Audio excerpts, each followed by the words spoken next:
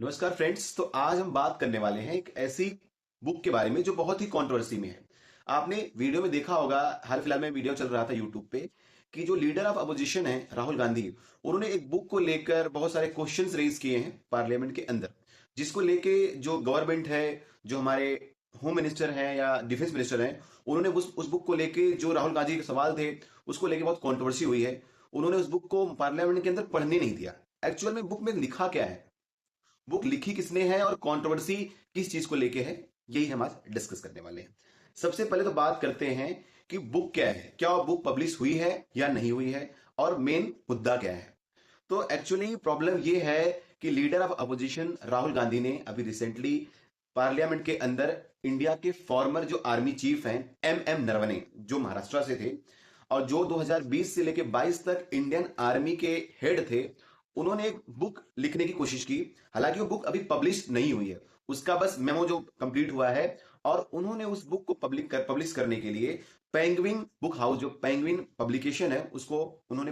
Publish करने के लिए बुक दिया। बट दिक्कत क्या है, मिनिस्ट्री ऑफ डिफेंस जो कि ऐसी भी किसी भी बुक को जिसको कोई फॉर्मर आर्मी चीफ लिखता है उसको पहले चेक करती है। तो पिछले 2 साल से मिनिस्ट्री ऑफ डिफेंस ने उस बुक को क्लियरेंस नहीं दिया।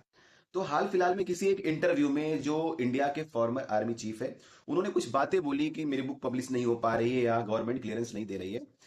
तो इस बुक को अभी लीडर ऑफ अपोजिशन जो राहुल गांधी है, उन्होंने पार्लियामेंट में उस बुक के कुछ रेफरेंस को वहां पर कोट किया, जिसको कि तुरंत जो इंडिया के होम मिनिस्टर हैं अमित शाह ने, उसको उन्होंने ऑब्जेक्ट किया कि आप उस बुक को पार्लियामेंट के अंदर कोट नहीं कर सकते जो अभी पब्लिश ही नहीं हुई है। हालांकि राहुल गांधी ने कोशिश किया उस बुक को दिखाने के, उस बुक के रेफरेंस के बारे में। अब चलिए जानने की कोशिश करते हैं कि बुक में ऐसा था क्या जिसको लेकर इतनी कंट्रोवर्सी हो रही है।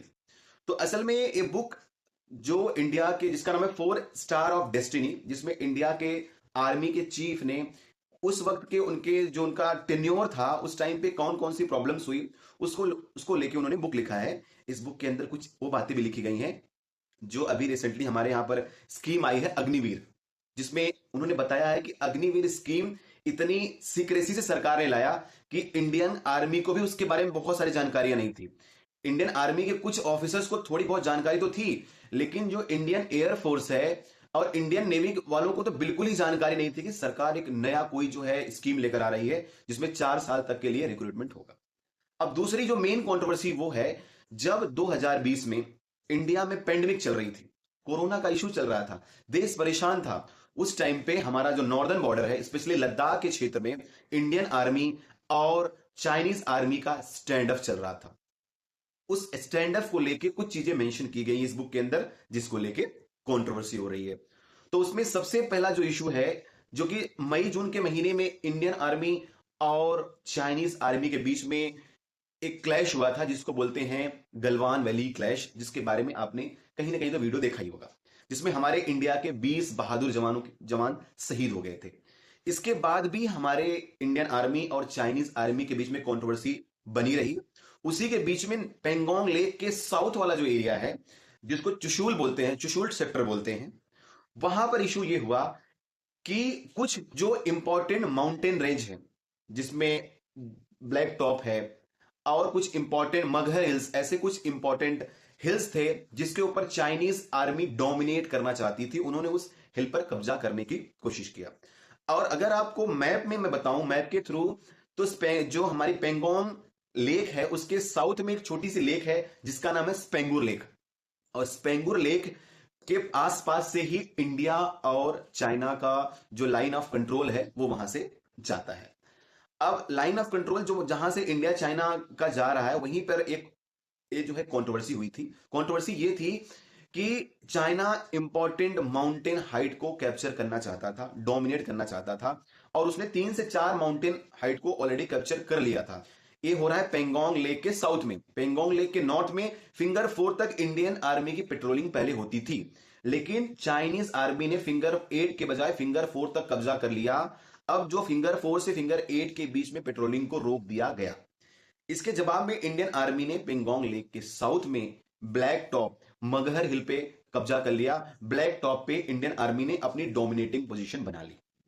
इसको देखते हुए चाइनीज आर्मी ने अपने 2 आर्मेड डिवीजन के साथ में, 4 टैंक के साथ में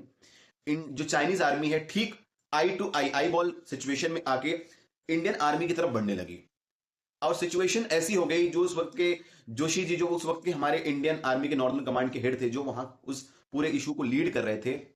उन्होंने जो आर्मी हेडक्वार्टर है दिल्ली में फोन लगाया एम नरवणे जी के पास कि चाइनीज आर्मी अपने टैंक और आर्मड लेके धीरे धीरे करके जो मगहर हिल्स के साइड में और जो ब्लैक टॉप के पास वो क्या हो रहे हैं, बढ़ रहे हैं। इस बात को देखते हुए जो इंडिया के आर्मी चीफ थे एम नरवणे ने इंडिया के प्राइम मिनिस्टर के पास फोन लगाया, इंडिया के डिफेंस मिनिस्टर, होम मिनिस्टर और इंडिया के जो नेशनल सिक्योरिटी एडवाइजर हैं उनके पास फोन लगाया कि हम क्या करें, क्योंकि हमारे इंडिया और चाइना के बीच में एक कन्वेंशन है कि दोनों ही जो आर्मी है वो गोली नहीं चलाती। दोनों ही आर्मी में आपने देखा होगा कि कई बार जो डिस्प्यूट हुआ है तो उसमें गुत्थम गुत्था होता है, लाठियां चलती हैं, कटीले तार चलते हैं, लेकिन गोली नहीं चलती है, क्योंकि हमारा 1986 में एक कन्वेंशन हुआ है कि बॉर्डर एरिया में पेट्रोलिंग के टाइम पे हम गोली या जो है हथियार का इस्तेमाल नहीं करेंगे। इसके उल्टा अगर आप देखो, हम जाए पाकिस्तान बॉर्डर के साइड में, तो वहां पर जो कोर कमांडर लेवल के पास इतना फुल पावर है कि पाकिस्तान के साथ कोई डिस्प्यूट हो तो आप टैंक भी यूज कर सकते हो, आप आर्टिलरी यूज कर सकते हो, लेकिन यहां नहीं कर सकते थे। तो धीरे धीरे करके चाइनीज आर्मी जो है वो धीरे धीरे करके जो ब्लैक टॉप और मगहर हिल की तरफ बढ़ती जा रही है, रिचिंगला पास के पास।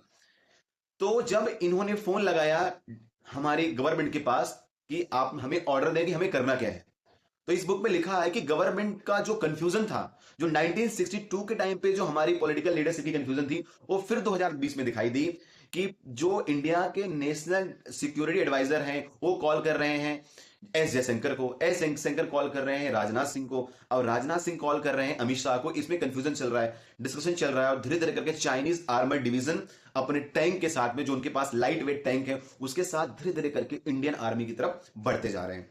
जब 2 किलोमीटर रह गए, फिर से उन्होंने कॉल किया एम नरवणे ने की डिफेंस मिनिस्ट्री से कि हमें आप ऑर्डर दें कि हम क्या करें। फिर उन्होंने आधे घंटे बाद उनका कॉल आता है राजनाथ सिंह का, जब 1 किलोमीटर चाइनीज आर्मी अपने टैंक के साथ रह गई है। फिर वहां पे बोला जाता है कि हम आपको 5 मिनट में फिर से फोन कर रहे हैं। 5 मिनट बाद जब 500 मीटर चाइनीज आर्मी रह गई इंडियन आर्मी के सामने से, उस टाइम पे इंडिया के डिफेंस मिनिस्टर का कॉल आता है एम नरवणे को कि जो आपको उचित लगे वो आप करें। आप समझ रहे हैं, 500 मीटर दूर इंडियन आर्मी चाइनीज आर्मी के सामने तोप लेके खड़ी है, लीडरशिप डिसाइड नहीं कर पा रही कि हमें करना क्या है। इस बात पर एम नरवणे लिखते हैं कि मेरे पास जैसे बोलते हैं ना हॉट पोटैटो, ऐसा टॉपिक, ऐसी चीज, ऐसी सिचुएशन गवर्नमेंट ने हमें दे दी कि हम करें क्या। इस सिचुएशन में एम नरवणे ने बोला कि पहले तो मैंने 2 मिनट के लिए सब चीजों से शांति लिया, मेरे घर, मेरे क्लास, जो मेरा रूम था आर्मी हेडक्वार्टर में, उसमें बस टिक टिक करके बस जो घड़ी की आवाज आ रही थी। फिर उन्होंने इंडिया और चाइना का मैप देखा, जो वेस्टर्न कमांड का मैप देखा, और उसके बाद उन्होंने जोशी जो वहां पे जो हेड कर रहे थे उनको बोला कि एक काम करिए, आप जो है जो भी डिसीजन ले सकते हो उसके हिसाब से लीजिए, और जो हमारा आर्मी टैंक का जो नली होती है उसको एक काम करिए आप झुका दीजिए, ताकि जो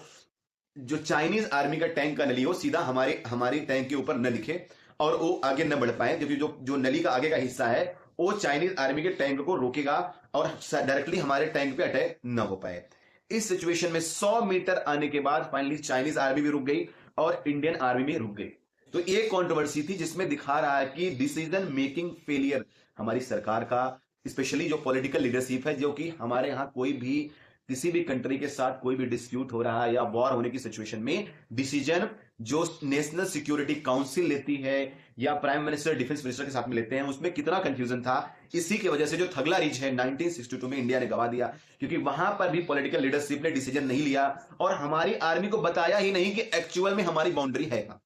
इसी बात को लेकर कंट्रोवर्सी है। जो मेमोरो है, जो उनकी मेमो वाली बुक है जो भी पब्लिश नहीं हुई है, उसको सरकार पब्लिश नहीं होने देना चाहती, क्योंकि उससे सरकार की जो बहुत सारी कमियां हैं वो उजागर हो जाएंगी। इसी चीज को जो लीडर अपोजिशन है, जो राहुल गांधी जी हैं, उसको उठा रहे हैं, क्योंकि कोई भी सरकार गलती करेगी तो विपक्ष उस पर सवाल तो उठाएगी। ये तो एक मुद्दा था जिसको लेकर भी चर्चा चल रही थी। ऐसे बहुत सारे टॉपिक होंगे इंडिया के डिफेंस से रिलेटेड, इंडिया के बॉर्डर से रिलेटेड, इंडिया के पार्टीशन से रिलेटेड, जिसको लेके वीडियो आते रहेंगे। अगर आपको वीडियो अच्छा लगे तो प्लीज इसको लाइक करें, चैनल को सब्सक्राइब करें। फिर मिलते हैं एक नए वीडियो में। धन्यवाद।